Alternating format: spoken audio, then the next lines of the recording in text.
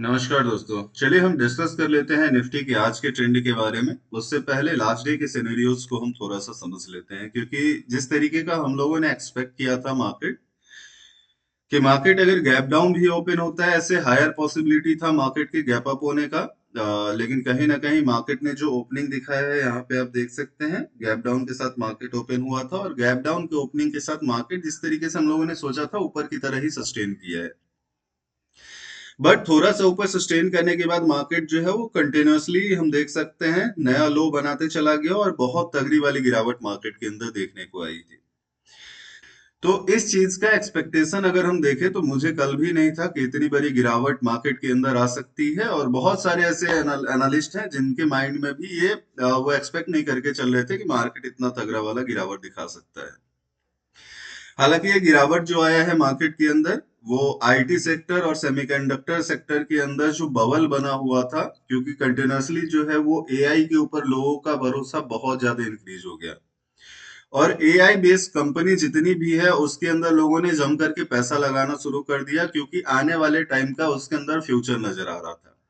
और इसी चीज को देख करके कोरियाई बाजार जो है, कोरियाई का गॉस्पी बाजार जो है वो बहुत तगड़ा वाला मोमेंटम दिखा चुका था। अगर उसके चार्ट को अगर आप देखें तो बहुत ही तगड़ा वाला मोमेंटम दिखा चुका था, जिसके बाद एक्सचेंज ने कहा कि जो एआई का प्राइस है वो कहीं ना कहीं ओवर वैल्यूएट हो रहा है, वहां पे प्राइस जो है वो काफी ज्यादा हिट मोड में है, काफी ऊपर चला गया है। तो इस चीज को सुनने के बाद इन्वेस्टर काफी ज्यादा पैनिक हो गए और उन्होंने पैसा निकालना शुरू कर दिया, यानी प्रॉफिट बुकिंग करना स्टार्ट कर दिया, जिसकी वजह से वहां के मार्केट के अंदर सर्किट लगाना पड़ा। और इसी ग्लोबल चिंता को देखते हुए हर एक मार्केट के अंदर सेलिंग अपने को देखने को मिला है। यूएस मार्केट के अंदर भी अच्छी खासी बिकवाली देखने को मिली, अपने इंडियन मार्केट के अंदर भी अच्छी खासी बिकवाली देखने को मिली है, जिसमें सबसे ज्यादा प्रेशर जो था वो आईटी सेक्टर के अंदर अपने को देखने को मिला, और सेमीकंडक्टर बेस्ड कंपनी के अंदर देखने को मिला था। तो ये तो रहा लास्ट सिनेरियो, और इसी को मार्केट भी अपन क्या करके चलते हैं, क्योंकि मार्केट के अंदर कब कौन से न्यूज और किस तरीके से मार्केट रिएक्ट करे, इसको कोई प्रेडिक्ट नहीं कर सकता सही तरीके से, और इसीलिए हमेशा अपने ट्रेड को जो है वो स्ट्रिक्ट स्टॉप लॉस के साथ अपने को आगे लेकर के चलना चाहिए। अब अगर हम आगे के सिनेरियोज की बात करके चले, तो आज के मार्केट के लिए भी डेटा जो है वो बेरिश है। यहाँ पे एफआईआई ने अच्छा खासा सेल साइड का कॉन्ट्रैक्ट कैरी किया है, डीआई भी कुछ सेल साइड के कॉन्ट्रैक्ट कैरी कर रहे हैं, प्रॉपर्टी डेस्क भी सेल साइड का कॉन्ट्रैक्ट कैरी कर रहा है। बट ध्यान में रख करके चले कि लोग जैसा सोचते हैं मार्केट उसके अपोजिट मूव करता है। इस चीज का हमेशा आपको ध्यान में रख करके चलना चाहिए।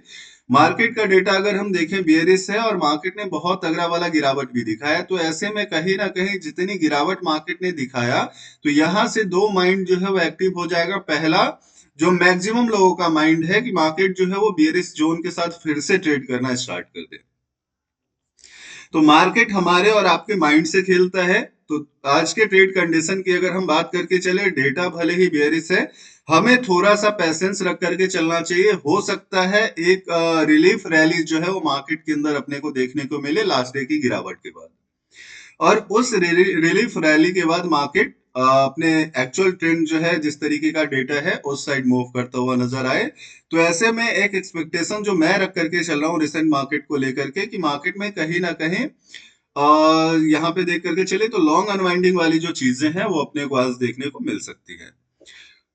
अगर हम लेवल्स की बात करके चले तो निफ्टी में कुछ लेवल का ध्यान में रख करके चलिएगा। करंट प्राइस जो है वो 23,795 का है, और 23,795 से अगर हम लोअर लेवल की बात करके चले तो 764 का जो जोन है, 23,764 का, ये अच्छा खासा सपोर्ट लेता हुआ दिखाई देगा।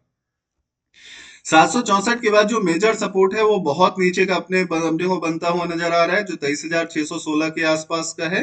तो बॉटम के लेवल पे आप इन दो की लेवल्स को ध्यान में रख करके चल सकते हैं। वही अपर जोन की अगर हम बात करें तो 23,864 से लेकर के 23,870 का लेवल जो है वो बहुत ही तगड़ा रेसिस्टेंस है। तो अगर मार्केट के अंदर रिलीफ रैली भी आता है किसी भी कंडीशन में, फ्लैट ओपनिंग के कंडीशन में, या फिर गैप डाउन के कंडीशन में, या फिर मार्केट गैप अप ही क्यों नहीं दिखाता है, तो 23,870 के जोन के आसपास अपने को नजर बना करके रखना चाहिए। ये जोन जो है वो काफी ज्यादा स्ट्रॉन्ग जोन है, अगर हायर टाइम फ्रेम पे भी जाकर के आप चीजों को देखें तो। वहीं अपर लेवल की और बात करके चले तो 23,928 का लेवल है, जहां पे मार्केट आपको रुकावट दिशा दिखा सकता है। नहीं तो नेक्स्ट लेवल जो मार्केट के अंदर है वो 23,990 का है। तो आज के चार्ट के ऊपर दो रेसिस्टेंस आपको ध्यान में रखना है मेजर 23,864 का। नेक्स्ट रेसिस्टेंस जो मेजर है वो 23,992 का है। हालांकि एक जो है 23,928 के जोन को भी अपने को ध्यान में रख करके चलना चाहिए। तो ये तीन मेजर रेसिस्टेंस आज के लिए हैं। वहीं पे अगर हम सपोर्ट की बात करके चले तो सपोर्ट जो है वो रिसेंट प्राइस है 23,764 का पहला सपोर्ट है, और दूसरा स्ट्रॉन्ग सपोर्ट जो मार्केट बना रहा है वो 23,616 के आसपास का बना रहा है। डेटा बेयरिश है, ऐसे में जाहिर सी चीज है, मैं तो डेटा के साथ चलना पसंद करता हूं। तो मार्केट अगर रिलीफ रैली भी दिखाता है तो मैं इंतजार करूंगा कि कहीं पे एक छोटा रिस्क बने अपना सेल साइड में बैठने का, पुट साइड के ट्रेड लेने का। तो उसी कंडीशन को ध्यान में रख करके मैं ट्रेड के लिए प्लान करूंगा। हालांकि जो अर्ली मार्केट हमारा है, अर्ली मार्केट में इंतजार करना ज्यादा पसंद करूंगा आज की कंडीशन के अकॉर्डिंग, क्योंकि जैसा मैंने कहा लास्ट डे की रैली के बाद यूजुअली लोग एक्सपेक्ट करके चलते हैं कि इस तरीके की गिरावट के बाद मार्केट और तेजी से गिरेगा, जो होता नहीं है, जो देखा नहीं गया मार्केट के अंदर। तो इसलिए मुझे लगता है कि रिलीफ रैली का अपने को थोड़ा सा इंतजार करना चाहिए और उसके बाद फिर अपने को ट्रेड प्लान करके चलना चाहिए। तो ये आज के कुछ कंडीशन है जिसे ट्रेड के टाइम पे हमें ध्यान में रख करके चलना चाहिए। उम्मीद है जानकारी आपके लिए फ्रूटफुल होगा। जानकारी आपके लिए फ्रूटफुल है तो लाइक शेयर जरूर करें, जिससे जो भी नीडी पीपल है उनके पास वीडियो रीच कर सके। फिर अपन डिस्कस करते हैं किसी नए वीडियो के अंदर नए टॉपिक के साथ। Thank you.